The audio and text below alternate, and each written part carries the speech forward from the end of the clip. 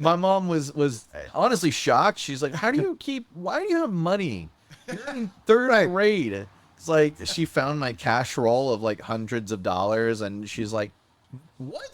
ChatBuddy, I think I did get to see a demo of that as Yeah. well, and I thought that was interesting how you could ask the avatar, okay, yeah, can you tell us about your neighborhood, and kind of go into this whole spiel. It was very entertaining and very funny but informative, and I thought it was great. Yeah, and now, I mean, the great thing about what they have now is that it can actually detect your emotions now.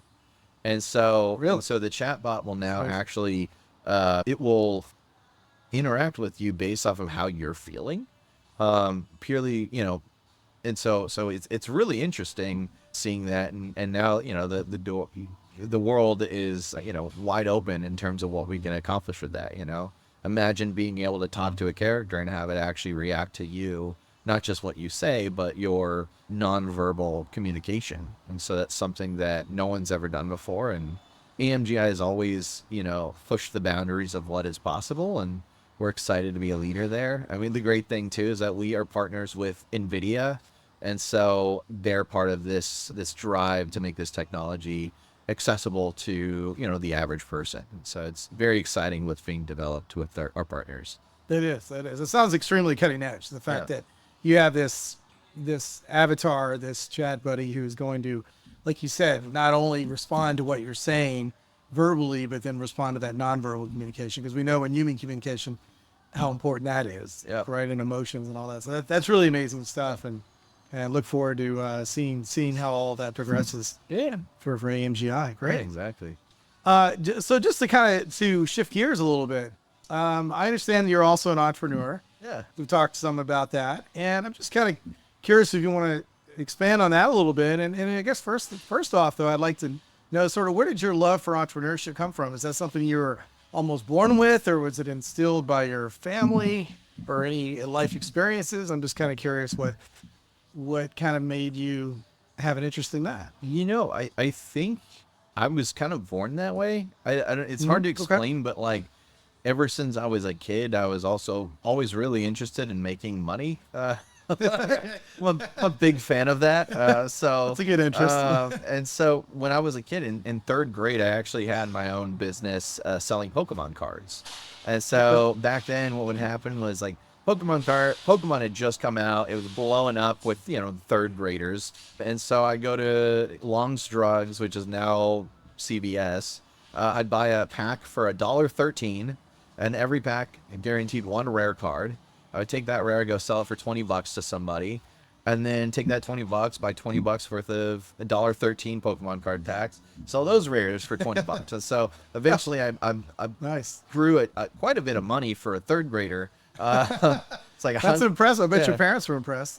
my mom was honestly shocked. She's like, why do you have money?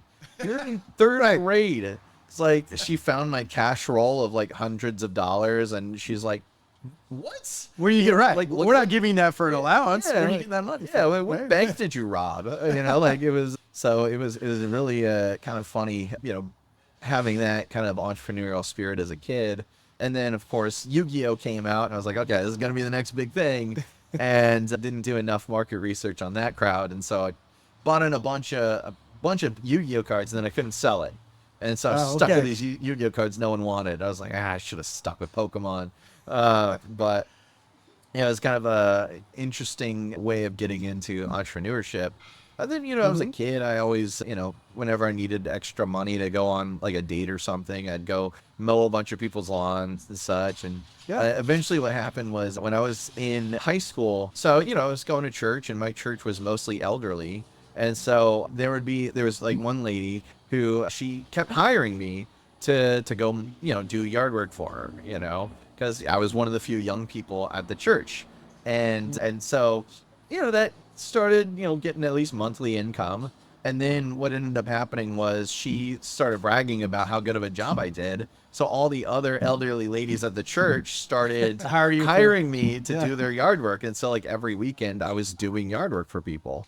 And this actually gave me enough money to like pay for wrestling camp, to do all sorts of different things that like I wouldn't have been able to do that. Like I was raised by a single mom who was a nurse. Like, she didn't really make a whole lot of money. And so this was a way of me being able to pay for things that I needed to get. Sure. So it was, yeah, I mean, I always kind of had that. And so for me as a kid, like, I always dreamed of having my own entertainment company. And so as I've gone through entertainment and worked my way up in my career, it was like, okay, well, time that I kind of get going on that, Right. Yeah. Yeah. Excellent. No, thanks for sharing the story and Of course. and all of that. No, it's very, very interesting for sure. So very, very much like you said, almost kind of born with that interest in entrepreneurship and from a very young age. So, Yeah. and sounds like, yeah, you were banking, doing real well with the Pokemon cards, Yu-Gi-Oh, not so much, but the Pokemon very well. So. Oh yeah. Yeah. In terms of entrepreneurship too, I understand that you taught a class, I understand it, at USC, correct? Yeah. For the Viterbi Student Entrepreneurship Education Program. Yeah. So how'd you like teaching?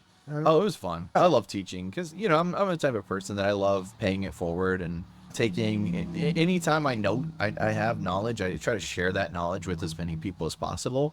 And so this, USC was very, good to me. They gave me a scholarship so that I could go to their entrepreneurship program at USC Marshall. And so this was a way of me sharing that knowledge with freshman engineering students. And so the way that USC does things is they actually want to get people thinking about starting businesses early on. And it's very smart to do that because that way you start having this framework of thinking about the customer and what does the customer want? What is the product market fit? And so when you start your education that way, it really does put it in a framework throughout the rest of your time there. And so it's very smart what they do. And so usually with the VC program, it'll be a Marshall graduate student. So I was one of the graduate students, and then we'd be paired with a Viterbi student who's the engineering side. And we talk about building engineering businesses from, skill sets that an entrepreneur has to the lean business model, everything. And it's a lot of fun. And, I always love working with the kids.